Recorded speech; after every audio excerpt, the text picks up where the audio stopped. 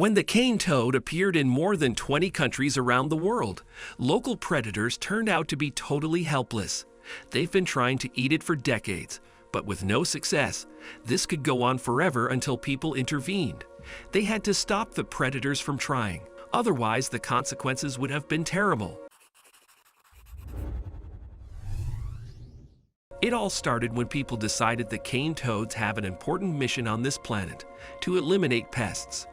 By the 40s of the 19th century, they started bringing the unusual toads from South and Central America to the islands to fight all kinds of pests. At first, people hoped that the cane toads would deal with the rats. Things didn't work out. Then they were entrusted with exterminating beetles, showed slightly better results. People got excited, and eventually the cane toad spread to many countries, including Australia, the Philippines, and Japan.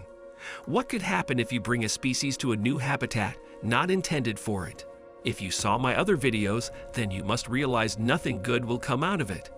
As it often happens, the invasive species proved to be incredibly resilient. Instead of destroying beetles on plantations, the toads began to multiply and spread in different directions. Of course, the local predators simply could not miss this opportunity. Imagine your favorite pastry shop comes up with a new cake. You would probably want to try it, right? Yeah, a toad cake. In short, the predators immediately started hunting the new species, but the cane toads were ready for this. They even let the predators eat them because they knew they just had to wait a bit. Sometimes just a couple of seconds is enough. And it's not like toads taste so disgusting. No one can stand it. Poison glands. They're located on the sides of the head and produce a toxic milky white secretion. Once the animal is disturbed, its security system gets triggered right away, and it looks nasty. It looks like popping pimples. The difference is that the contents of the pimples are not trying to kill you. Toads can even shoot poison at predators if necessary. Moreover, it's really strong, mainly targets the heart and nervous system, causes convulsions, temporary paralysis, and quick death. It's quick, indeed. A medium-sized dog that eats a cane toad will only have 10 to 15 minutes left to live. The smaller the animal, the more chances it has to die after poison exposure. But any predator is at risk: a snake, a bird, a mammal, even a fish. Some people manage to survive a nasty snack, some don't. I wonder if animals remember. It's better not to touch this particular toad. Listen, this is the third time today. Why are we doing this again? All right. Actually, it happens a little differently. Snakes that survived after an encounter with a poisonous toad can leave offspring, and over time, some gene will decide we will not die out this way. The life goes on. This doesn't necessarily mean immunity to poison, because sometimes it's enough to just change the size. See for yourself. The larger the snake, the more toxins are required to incapacitate. But while snakes can adapt, northern claws don't have time for it. Small animals that live in Australia are already in danger due to predators' fires and human activities. Paul's already had enough problems when cane toads appeared in the country. Like many other native Australian species, falls get poisoned after eating cane toads. Very quickly, the situation turned critical. The spread of the new species could not be contained, and the local animals were unaware of the danger it poses, and then people decided to enlighten the animals. Well, it wasn't exactly like that, but people did use helicopters and sausages, flying around the territory free from cane toads yet. They explored and dropped sausages made from the meat of these very toads, with one interesting addition: the nauseated chemical should teach quolls not to hunt the dangerous species. Yes, not all animals will probably taste smelly sausages and be more careful in the future. But according to scientists, at least a few individuals can be saved this way. At the brink of extinction, it already counts as a victory. While some species are threatened by cane toads, others became quite good at dealing with them, especially those animals for which toads or something like a nasty neighbor they've known for a long time. Well, yes, it sprays poison, but one can get used even to this. Meat ants are immune to the poison of the cane toad, and the cane toad in turn is not particularly used to being eaten by anyone.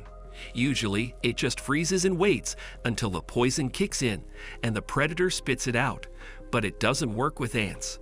And then I thought, imagine how funny it would be if ants used toads as a filling to have a snack collect poison, and then use it for protection. Turned out, this really happens. But the other way around, the ants that are part of the diet of the little poison dart frogs are the source of the toxin that protects these frogs. Well, you've probably heard of them, tiny, bright, and damn poisonous. Who could have thought that this poison was borrowed?